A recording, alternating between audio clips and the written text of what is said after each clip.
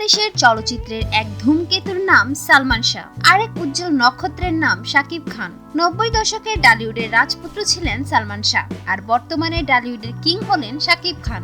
এই দুই তারকার গল্প নিয়ে আমাদের আজকের আয়োজন। সালমান শাহ নামটি 90 দশকের বাংলা চলচ্চিত্রের এক ধূমকেতুর নাম, যিনি হুট করে এসে বাংলা চলচ্চিত্রের দর্শকদের মন জয় করে খুব তাড়াতাড়ি চলে গিয়েছিলেন। 90 দশকের অন্যতম শ্রেষ্ঠ ও সুদর্শন নায়ক ছিলেন সালমান শাহ। মাত্র 4 বছরের চলচ্চিত্র জীবন তার। সুহানুর রহমান সুহানের হাত ধরে কেয়ামত থেকে কেয়ামত চলচ্চিত্রের মাধ্যমে চলচ্চিত্র অঙ্গনে পদার্পণ করেন সালমান শাহ। প্রথম ছবিতেই জনপ্রিয়তা অর্জন করতে সক্ষম হন। তারপর আর পিছনে ফিরে তাকাতে হয়নি তাকে।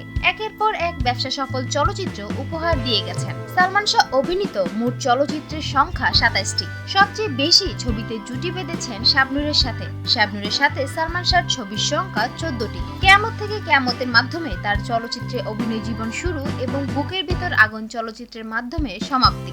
সালমান শাহ অবশ্য চলচ্চিত্রের পাশাপাশি বেশ কিছু টিভি নাটক ও বিজ্ঞাপন চিত্রে অভিনয় করেছিলেন। চলচ্চিত্র জগতে পদার্পণের কিছু পরেই সামিরাকে বিয়ে করেছিলেন সালমান। লাখো ভক্তকে কাঁদিয়ে হঠাৎ করে আত্মহত্যা করার পরে সন্দেহের আঙ্গুল স্ত্রীর দিকেই উঠেছিল। হত্যাকাণ্ড বলে অভিযোগ উঠলেও তার কোনো আইনি সুরাহা হয়নি এখনো। শাকিব খান বর্তমান সময়ে বাংলাদেশের চলচ্চিত্রের এক নাম্বার সুপারস্টারের নাম শাকিব খান। গত প্রায় এক দশক ধরে বাংলাদেশের চলচ্চিত্রে শুধু তার নামেই চলচ্চিত্র হিট হয়। শুধু তাকে দেখার জন্যই দর্শকরা বারবার সিনেমা হলে যান।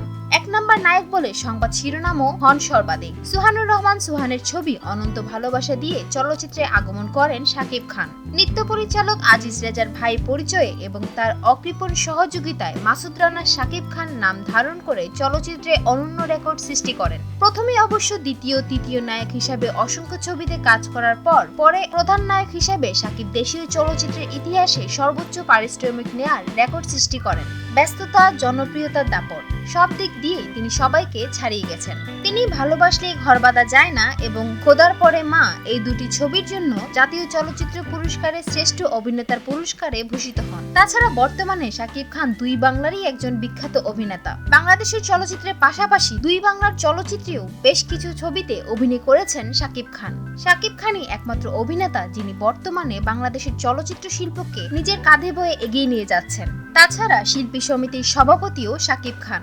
সুপ্রিয় দর্শক, বাংলাদেশের এই দুই তারকা সালমান শাহ এবং শাকিব খান, এই দুই নায়কের মধ্যে আপনার প্রিয় নায়ককে কমেন্টের মাধ্যমে আপনাদের মতামত জানাতে ভুলবেন না।